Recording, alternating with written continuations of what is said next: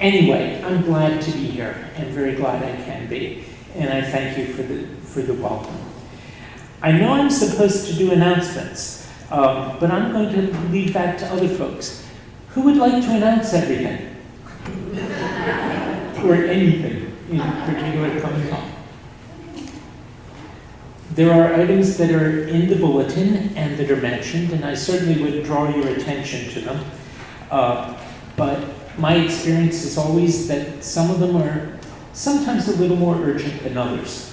One of those that I would make as an official kind of a thing is to remind everybody that Charge Conference is coming up. It will be on Saturday, November 2nd. The reason I know that is we're sharing it with you, and with Bethel, and with Otterbein, and with Evansburg. And we'll be gathering at 9 o'clock at Bethel Church, out on Bethel Church Road. And they tell me it will be an hour and a half. And last year we had, from our group, we had 3 people, including me, and including Sally, who does double duty sometimes. And it would be really great. We were able to mix it up a little bit and talk with a few other folks. One of the great things about being together on that is having a chance to connect and sometimes compare notes on ideas that are worth stealing, and so forth. So I will go out on a limb and I will say this. If anybody shows up for that, and I hope many people will, I'm going to get some, if I can get Susie Joe's donuts. They might not be Susie Joe's, but I'll get some donuts.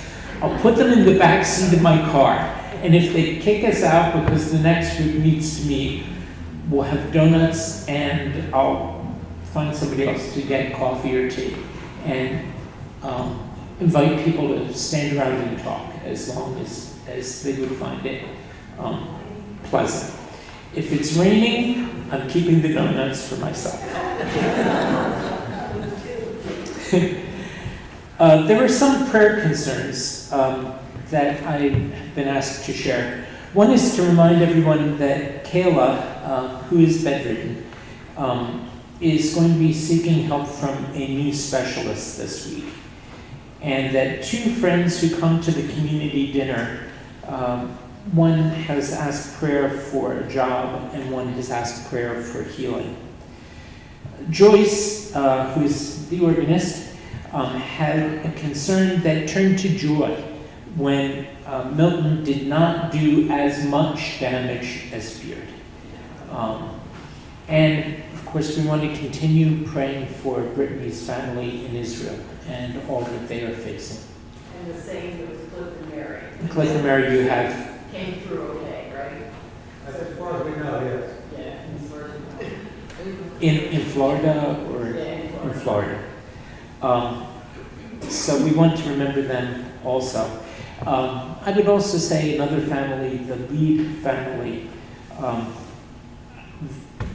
I'm going to be baptizing one of their kids next month, and they were in Florida for the hurricane, and they came through with frazzled nerves, but nonetheless in one piece. And I think with a greater appreciation for what it is to rely on God for safety and for just the everyday things, and for the weather, both good and bad, for God's presence in all of it.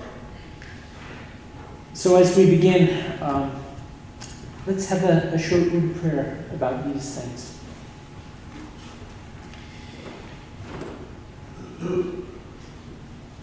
Lord of all hopefulness, Lord of all joy, we thank you first for the prayers that have been answered and the hopes that have been fulfilled, for the people who have been kept safe, and for the friends and family who have rediscovered the care and the concern that sometimes is taken for granted, but which underlies deep down so very much. We pray for those who don't have that same kind of thanksgiving to offer today. We pray for those who have been through and have lost loved ones or have lost their homes. For those who are still trying to get hold of one another, and ask that by your grace, people may be reunited.